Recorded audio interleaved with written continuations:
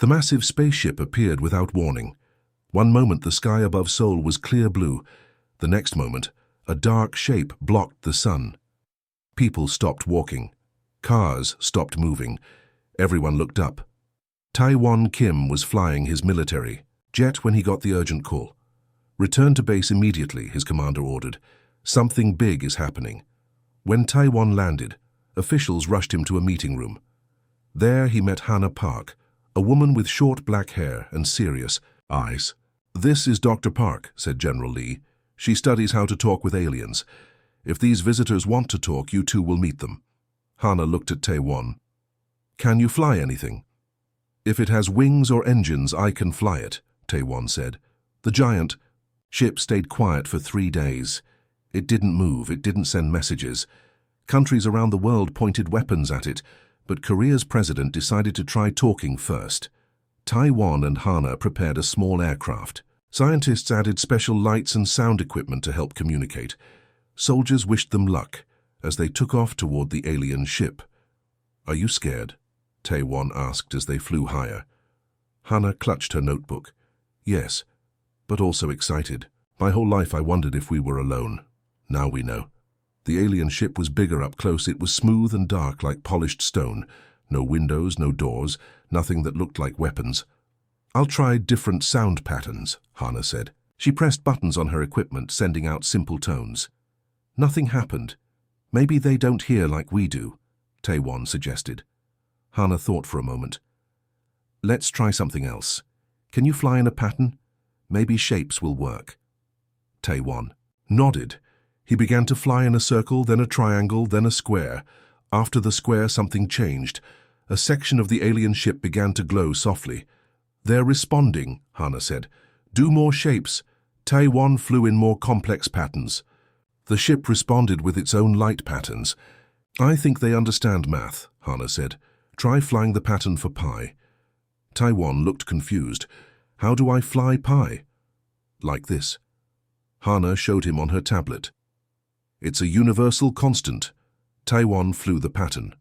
Suddenly, a beam of light shot from the ship, surrounding their aircraft. "Don't panic," Hannah said, though her voice shook. "If they wanted to hurt us, they would have done it already." Their aircraft began to move on its own, pulled toward the alien ship. A door opened in the side. "Should we go in?" Tae-won asked. "Do we have a choice?" Hannah replied. Inside was a large, empty room. The walls glowed with soft light. The air smelled clean, like after rain. "Hello?" Hannah called out. "We come in peace." The air in front of them shimmered. A shape appeared. It wasn't solid, more like moving water or smoke. It had no clear features, just a general form that might be a body. Hannah took a deep breath and began to make hand signals pointing to herself and Tae-won. The shape changed colors from blue to green to purple. "I think it's talking," Tae-won whispered. Hannah pulled out a small device. "This shows pictures of Earth, our solar system, our people." She placed it on the floor and stepped back. The shape moved closer, hovering over the device. Suddenly, the walls around them lit up with images. Earth from space, cities, forests, oceans. Then came images no human camera had taken. Ancient Egypt being built, Roman armies marching, medieval castles, world wars, moon landings. "They've been watching us," Tae-won said in awe. The shape changed again, forming something like a hand. It pointed to a wall where new images appeared. Other planets, other beings, a vast map of stars. "They're showing us the galaxy," Hannah said. "All these different worlds." The shape made a sound like gentle bells. Then, to their shock, it spoke. "We learn your words. Many years watching. Time now for meeting." Hannah stepped forward. "Why did you come to Earth?" "You reach important time, either grow or die. We watch many worlds, some succeed, some fail." "And Earth?" Tae-won asked. "Which will we be?" The shape rippled. "Unknown, but interesting. You solve problems differently. You make art, you feel deeply. Most interesting, you help each other with no reason." Hannah smiled. "It's called compassion." "Yes, compassion. Rare thing in stars, valuable thing." The shape moved closer to them. "Your approach to us? Using math, not weapons. Good sign. Different from others. We will watch more, talk more, maybe teach, maybe learn." Hana and Taiwan looked at each other amazed. "We would like that," Hana said. The shape flickered. "Return now, tell your people, we mean no harm. First step of many." As they flew back to Earth, the city lights of Seoul sparkled below them. "Everything changes now," Taiwan said quietly. Hana nodded. "For the better, I hope." Neither knew what would come next, but for the first time humans knew for certain. We are not alone. 1 month after first contact, the aliens finally revealed their name. They called themselves the Vish. They invited world leaders to a meeting inside their ship. Taiwan and Hana went too, since they had spoken to the aliens before. The meeting room was huge. The walls showed moving pictures of strange planets and stars. 5 Vish floated in the center, their smoke-like bodies glowing with soft colors. "We represent the Galactic Alliance," the lead Vish said. Its voice sounded like many voices speaking together. 42 species from 38 star systems work together, trade, and share knowledge. The world leaders whispered to each other. This was big news. "We believe Earth might be ready to join us," the Vish continued. "Your people have shown creativity, compassion, and courage. These are valued traits." The room grew quiet. Everyone waited for what would come next. But joining requires proving yourselves. All new species must pass the 3 trials. The president of Korea stood up. "What kind of trials?" The Vish changed color, shifting to a deep blue. 3 challenges. To show your best qualities. 1. Solve a problem no one has solved before. 2. Work together with those very different from you. 3. Face a moral test. "And if we pass?" someone asked. "Earth joins the Alliance. You gain protection, new technology, and knowledge of the stars. And if we fail," the Vish turned a dark gray. "We leave. Earth remains alone for another century before reconsideration." The E. Room filled with urgent voices. A century was too long to wait. "We need 3 representatives," the Vish announced. "They will travel to the neutral space station where all trials take place." The debate lasted for days. Countries argued about who should represent Earth. Scientists, soldiers, and politicians all wanted to go, but Taiwan and Hana already had some understanding of the Vish. They volunteered immediately. "We need a 3rd person," Hana said during a planning meeting. "Someone good with technology," Taiwan nodded. "The Vish said other species have better tech than us. We need someone who can make things work even when they shouldn't." That's when they found Jun Lee. He wasn't famous or important. He was just a quiet engineer who could fix anything. People called him Magic Hands because he could repair machines. Others thought were dead. When they asked him to join the mission, Jun looked surprised. "Why me? I'm nobody special." "We watched you fix that satellite last year," Hana said. "The one everyone said was impossible to save." Jun shrugged. "I just see problems differently." "That's exactly what we need," Taiwan said. 3 weeks later, they prepared to leave Earth. The Vish provided a small ship that would take them to the space station. It had no buttons or controls, just smooth walls that responded to thoughts. Families and friends gathered to say goodbye. No one knew how long they would be gone. Jun's mother hugged him tightly. "Come back to us," she whispered. "I will," he promised. As they boarded the ship, Taiwan looked back at Earth one last time. The blue planet seemed so small and fragile. "From here, ready?" Hana asked, standing beside him. "No," Taiwan admitted, "but let's go anyway." The journey took 7 days. They slept in floating pods and ate food that appeared from walls. They practiced working together, each using their special skills. Finally, they arrived at the space station. It wasn't what they expected. Instead of metal and machines, it looked like a glass palace floating in space. Parts of it were transparent, showing the stars beyond. "Welcome," a new voice said. A tall, thin being with 4 arms greeted them. Its skin was pale purple with spots. "I am Kayla, your guide. I represent the Juvari, the oldest Alliance members." Kala led them through shining hallways. Other aliens watched them pass. Some looked almost human. Others were completely strange, floating crystals, rolling balls of light, creatures like walking plants. "You are the newest species to attempt the trials," Kala said. "Many are curious about you." How many species are here for the trials? Hana asked. 7, including Earth, all competing for 5 open positions in the alliance. Tae-won frowned. So not everyone can join? Kayla's 4 eyes blinked in sequence. Correct. Some will fail. They reached their quarters, 3 simple rooms with strange furniture. Through the window, they could see a huge arena where the trials would take place. That night, they met the other competitors at a welcome ceremony. The Zeral were tall insect-like beings, with technology thousands of years ahead of Earth's. The Omoro looked like glowing jellyfish and could speak directly into minds. The others were just as impressive. They're so advanced, June whispered. Watching an alien manipulate energy with its hands. How can we compete with that? Hana watched the others carefully. We'll find a way. Humans are good at beating the odds. As they returned to their rooms, an announcement echoed through the station. The first trial begins tomorrow at dawn. Prepare yourselves. Tae-won couldn't sleep that night.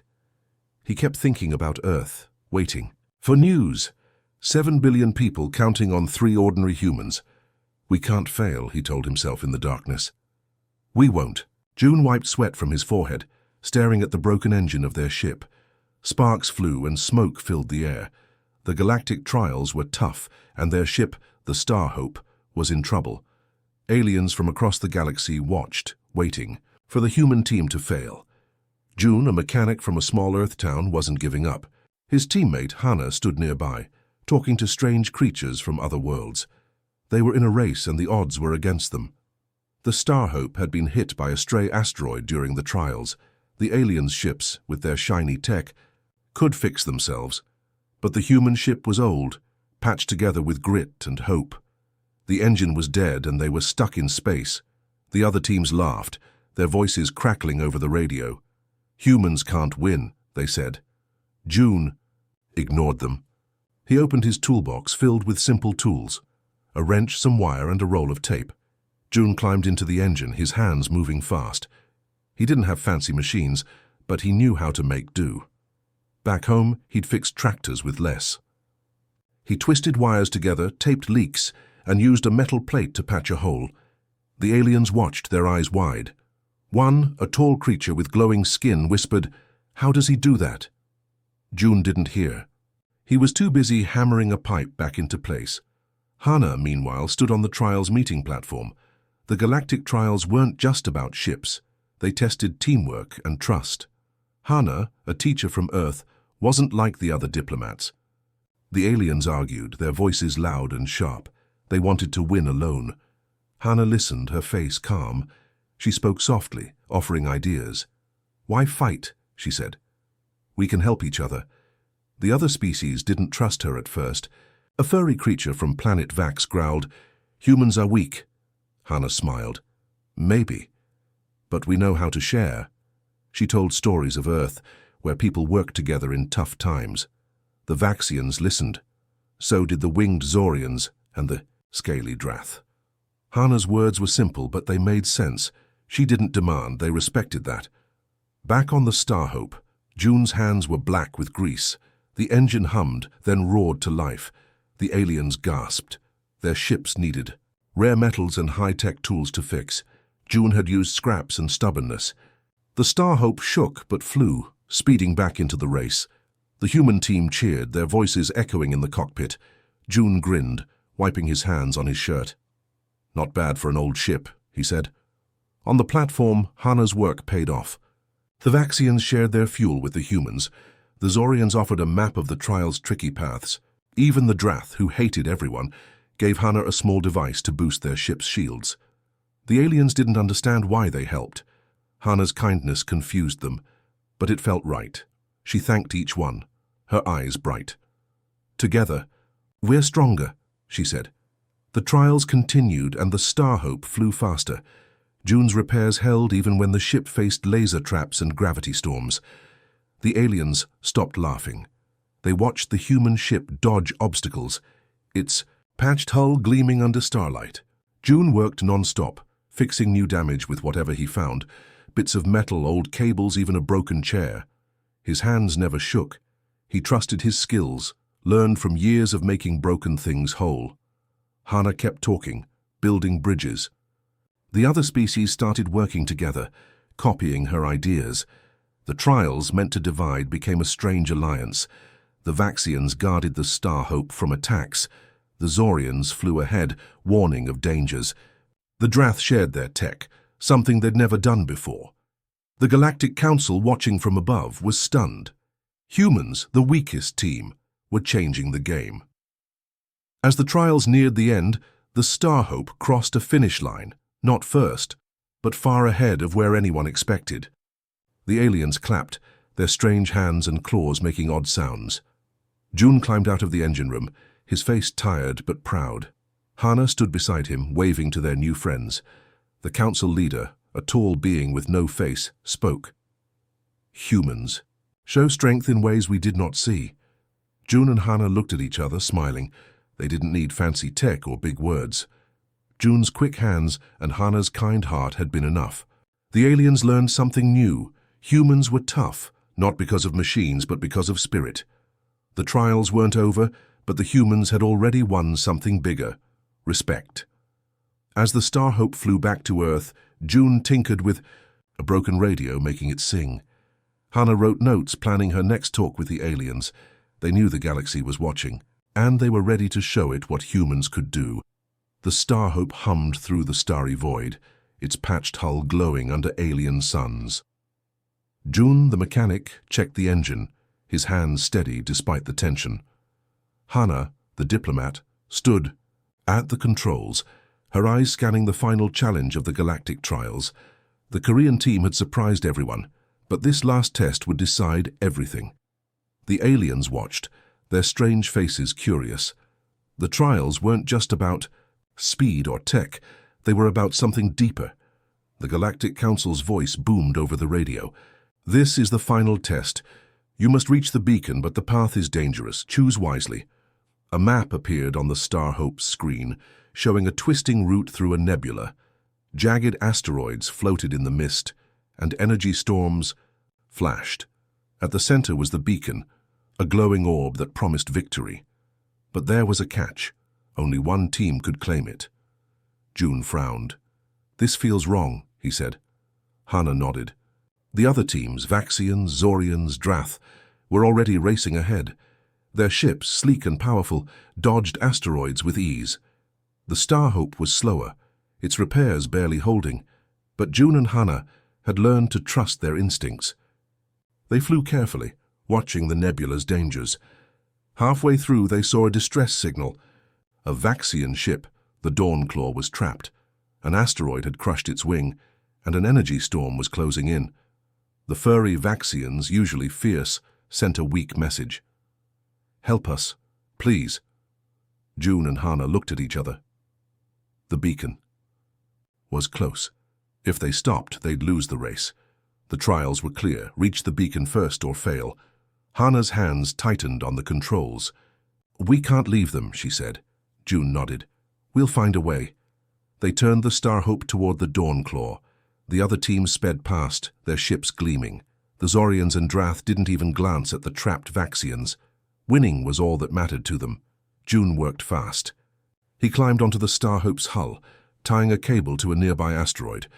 With Hana steering, they pulled the Dawnclaw free. The Vaxian's ship was damaged, but its crew was safe. June patched their wing with spare metal, his hands quick, despite the storm's sparks. Go, he told the Vaxians. We'll follow. The Dawnclaw limped forward, and the Star Hope stayed close, shielding it from asteroids. Hana spoke to the Vaxians over the radio. Stay with us, we'll reach the beacon together. The Vaxians, stunned by the humans' help, agreed. Their leader, a gruff creature named Kor, said, No one helps in the trials. Why you? Hana smiled. On Earth we help our neighbors, it's who we are. Kor was silent, but his eyes softened. The Star Hope and Dawnclaw flew on, slower than the others, but steady. The nebula grew wilder, storms tearing at both ships. June kept the Star Hope running, taping leaks and rerouting power. Hana guided them, her calm voice keeping the Vaxians strong. As they neared the beacon, they saw the Zorian ship ahead. It was stuck, caught in an energy web. The Zorians, with their winged grace, were panicking. Their ship sparked, close to breaking. The Drath had already reached the beacon, their claws grabbing the orb. The trials were almost over. June and Hana faced another choice. They could pass the Zorians and chase the Drath, or they could stop again. Hana looked at June. "What do we do?" June rubbed his greasy hands. "We're not here to win alone." They turned toward the Zorian ship. The Vaxians followed, no questions asked. June fired a grappling hook, pulling the Zorian ship free. Hana sent them a plan: fly low, avoid the web. The Zorians, grateful, joined the Starhope and Dawnclaw. Together, the three ships reached the beacon's platform. The Drath stood there, holding the orb, their scaly faces smug. "You lose," they hissed, but the Council's voice echoed. "The trials test not power but heart, creativity, adaptability, ethics." The aliens froze. The Council appeared, their forms shimmering. The humans chose to save, not to win. They built trust, where others sought glory. The Drath's claws dropped the orb. The Vaxians and Zorians stared at June and Hana. The Council continued. "The beacon is not the prize, the galaxy is." They explained. The trials were to find a species worthy of leading, not ruling. The humans, with their simple ship and big hearts, had shown the way. June's clever fixes and Hana's kindness had changed the game. The Vaxians and Zorians bowed to them, a rare honor. The Drath slunk away, ashamed. The Council named the humans as guides for the galaxy's future. June scratched his head, embarrassed. "I just fixed stuff," he said. Hana laughed, "and I just talked." But their actions had spoken louder. The Starhope flew home, joined by Vaxian and Zorian ships. The nebula sparkled behind them, no longer a threat. On Earth, June and Hana were welcomed as heroes. They didn't care about fame. June went back to his workshop, tinkering. Hana taught her students about kindness. The galaxy watched, learning from the small planet that dared to care. The trials were over, but the real work, building a better universe, had just begun. Ji-Ho knelt in his garden, his hands buried. In the soft, warm soil, the sun glowed and birds sang around him. His small patch of land, once a simple hobby, was now known across the stars as the first restoration cradle. Ji-Ho smiled, thinking of how far he'd come. His sister, Hana, stood nearby, her eyes bright with pride. Together they had changed the galaxy. Years ago, Ji-Ho was just a farmer in a quiet village. He loved tending his vegetables and flowers, unaware that his soil held a secret. Tiny microorganisms, shaped by centuries of human care, could heal. Planets broken by alien machines. When aliens arrived, their worlds dying from their own advanced tech, they found hope in Earth's dirt. Ji-Ho's garden became the key. Hana, a scientist, uncovered a darker truth. Some aliens had plotted to steal Earth's soil and keep humans weak. She fought back, gathering proof and facing the Galactic Council. Her words, clear and strong, exposed the conspiracy. The Council listened, and Hana became Earth's ambassador, a voice for their small planet among the stars. Ji-Ho's garden turned into a school. Aliens with scales, feathers, or glowing eyes came to learn. Ji-Ho taught them to touch the soil, to feel its life. "It's simple," he said. "Care for the earth and it will grow." His students watched in awe as worms and bacteria worked magic. These tiny creatures, ignored by high-tech aliens, brought dead worlds back to life. Humans became the galaxy's best gardeners, and Ji-Ho led the way. His academy grew fast. Planets that were once grey and barren bloomed with green. Ji-Ho traveled to these worlds, carrying bags of Earth's soil. He showed aliens how to plant seeds and wait patiently. "Soil is alive," he said. "Listen to it." They did, and flowers sprouted where machines had failed. The galaxy saw that simple things could be powerful. Hana stood tall in the Galactic Council. Her robes were plain, but her words carried wisdom. "Earth soil teaches us," she said. "It's older than our cities, stronger than our tech." The aliens nodded. They had built machines that hurt their worlds, but Earth's humble ways healed them. Hana's voice united species, showing them a better path. One day, Ji-Ho visited a planet called Lyris. Its ground was hard, its air thick with dust. The Lyrans, thin beings with crystal skin, greeted him quietly. Their machines had poisoned their land. Jiho brought a box of earth soil and knelt beside a cracked field. He mixed it in, showing them how to plant and water. "Trust the soil," he said. The Lyrans watched, doubtful. Weeks later, green shoots broke through the dirt. The Lyrans cheered as trees grew and rivers cleared. They called Jiho a hero. He shook his head. "The soil did the work," he said. "I just helped." The Lyrans learned, and their planet became a garden alive with color and hope. Back on Earth, Jiho's garden was a beacon. Humans and aliens worked together, their hands dirty and their laughter loud. The galaxy learned a truth: the simplest solutions were often the best. Earth's soil, cared for by generations, held wisdom no machine could match. Jiho and Hana, once ordinary people, had sparked a change that reached the stars. Hana visited Jiho one night. They sat in his garden, stars twinkling above. "We did something big," Hana said. Jiho nodded, his fingers tracing the soil. "The Earth did it," he replied. They smiled, knowing their work wasn't done. More planets needed help, and Earth's gardeners were ready. The galaxy was changing. Cold machines gave way to living gardens. Jiho's academy trained more teachers, sending them to distant worlds. Hana spoke in the council, her words building trust. Together they showed that wisdom didn't need to be complex. A handful of soil, a seed, and a caring heart could do wonders. Jiho worked in his garden, feeling the soil's quiet pulse. It was the same pulse he felt on Lyris and every planet he'd helped. It was life older than the stars. He knew Earth's secret was safe, shared with those who valued it. The galaxy was healing, garden by garden. As Jiho planted a new row of seeds, an alien student watched, copying his moves. Hana stood nearby, talking with a visitor from a far-off world. The garden buzzed with life, human, alien, and the tiny creatures in the soil. Jiho looked up at the sky where stars shone like promises. Earth had taught the galaxy to grow again, and its people led the way.